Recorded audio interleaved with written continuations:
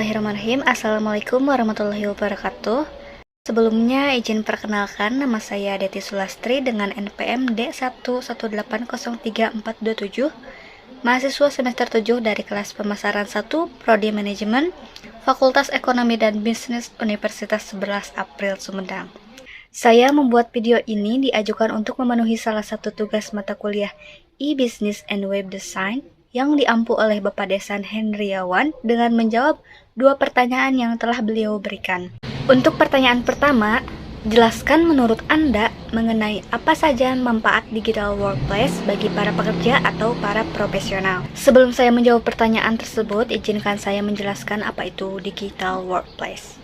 Yang saya ketahui dan yang telah Bapak Desan ajarkan tentang digital workplace yaitu lingkungan kerja yang mendorong produktivitas karyawan dengan memanfaatkan teknologi digital. Istilah digital workplace tidak semata mengacu pada pemanfaatan teknologi digital, namun juga perubahan paradigma dasar dari konsep bekerja selama ini. Teknologi ini dapat berupa aplikasi yang digunakan untuk mengirim email, instant messaging, tool virtual meeting, tool media sosial, dan lain-lain. Konsep ini menjadi semakin populer karena dipercaya bisa meningkatkan produktivitas perusahaan dan tenaga kerja. Ini disebabkan oleh peningkatan kecepatan dan efisiensi waktu kerja berkat teknologi yang memudahkan prosedur perusahaan. Apalagi di masa sekarang dengan perkembangan teknologi yang semakin pesat, ditambah dengan adanya pandemi COVID-19 yang melanda di seluruh dunia yang membuat kita harus berjaga jarak dan memiliki batasan-batasan, sehingga memaksa kita untuk beralih ke teknologi digital yang tidak memiliki batasan-batasan. Saat ini, banyak perusahaan yang sedang mengalami kesulitan untuk berkembang jika tidak ingin menciptakan lingkungan atau beradaptasi dengan era baru, yaitu era di mana sudah mengedepankan teknologi digital. Jadi, workplace ini sangat dibutuhkan di masa sekarang dan di masa yang akan datang. Apalagi dengan begitu banyak manfaat-manfaat jika kita melakukan digital workplace. Nah, saya akan menjawab pertanyaan yang pertama. Apa saja sih manfaat-manfaat digital workplace? Manfaat pertama yaitu bisa bekerja di mana saja tanpa perlu pergi ke kantor. Dalam digital workplace, pegawai bisa bekerja di mana saja tanpa perlu pergi ke kantor.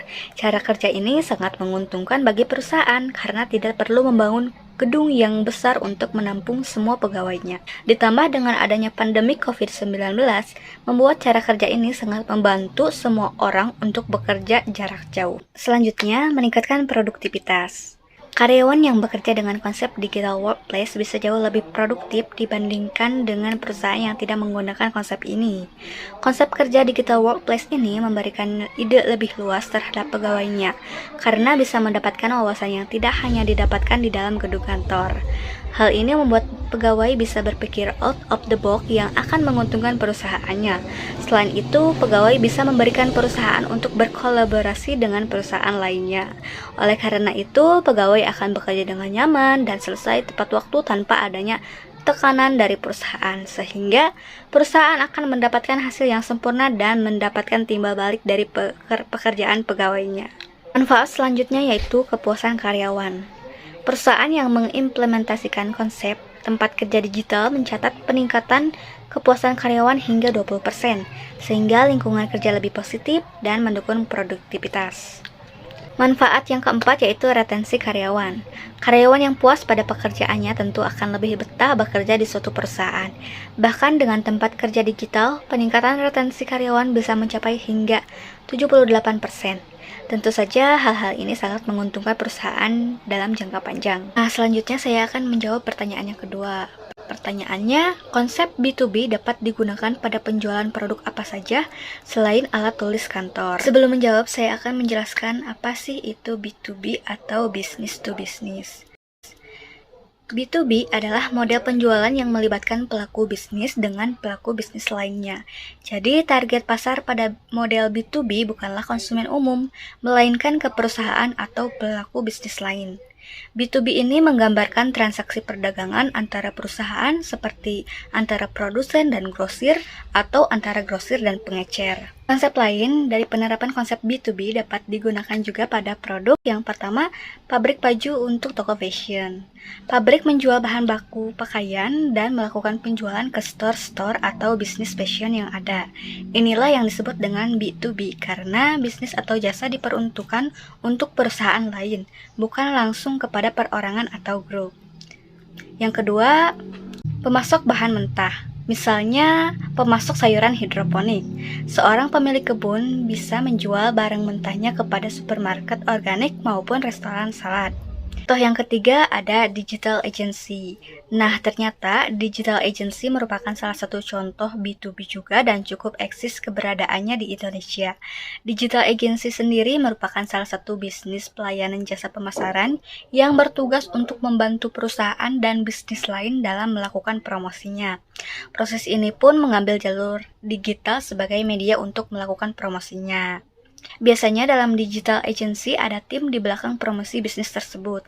Ada desainer yang bertugas dalam penampilan visual, content writer, copywriter, dan juga social media officer.